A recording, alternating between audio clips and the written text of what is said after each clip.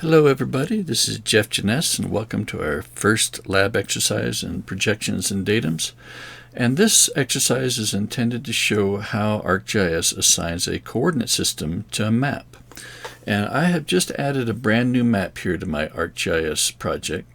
You might notice that there's nothing there. This might be a little different from what you see. Just to clear up any confusion, ArcGIS Pro does have an option to load a specific base map whenever you create a new map, and I have my ArcGIS Pro set up so that it doesn't add anything to a new map when I make it. Alright, now the question is, what coordinate system is assigned to this brand new map? It's easy enough to find out. We'll just open up the map properties. I'm double clicking on it. You could either double click or you could right click and go to properties. Either one will get you to the map properties window. We go to the Coordinate Systems tab, and we see that this map has been assigned a coordinate system of WGS 1984 Web Mercator, even though there are no data in there.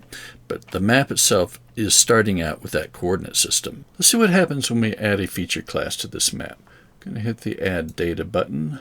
I'm going to add the Trails Dry Lake Hills feature class from the Class Data folder, so I know that that's in here. Dry Lake Hills, and here's Trails Dry Lake Hills. So let's add that to our map. We see the data, all is well.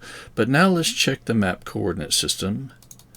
Go to the property, and notice it has changed to NAD83 UTM Zone 12. So adding this data set caused ArcGIS Pro to change the coordinate system of the map. Okay, now we know that it's in UTM Zone 12. And we want to know what the underlying geographic coordinate system is. It's easy enough to do. We just go to the little details button here, open up this window, scroll down, and we see that there is a geographic system listed here. So this tells us that this projected coordinate system is coming from the geographic coordinate system North American datum of 1983. Right, so the map is in the coordinate system of the data. It's easy enough to change the coordinate system of the map in this same window here.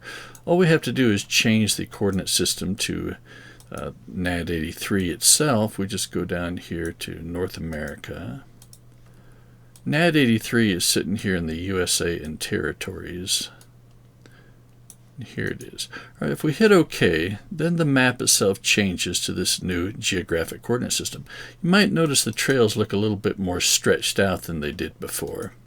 That's just the nature of projection distortion.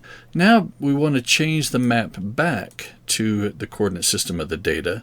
Turns out that's actually really easy to do.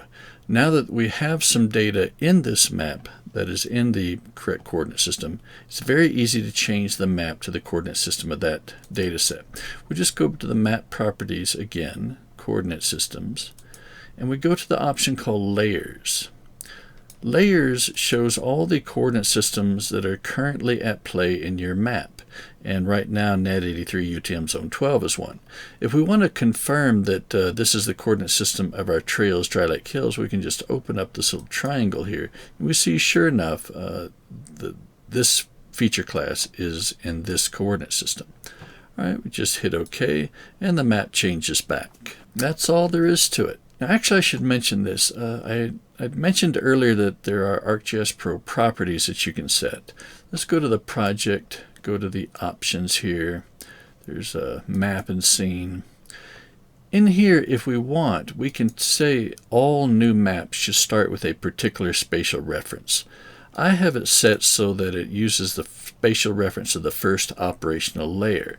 That's why the map changed when we added that Trails Dry Lake Hills feature class. I think this is generally a pretty good choice, but if you have a preference, you always want a map to be in a particular coordinate system, you can pick it here and just set that option, and thereafter ArcGIS Pro will use that coordinate system. All right, that's it. Thanks so much.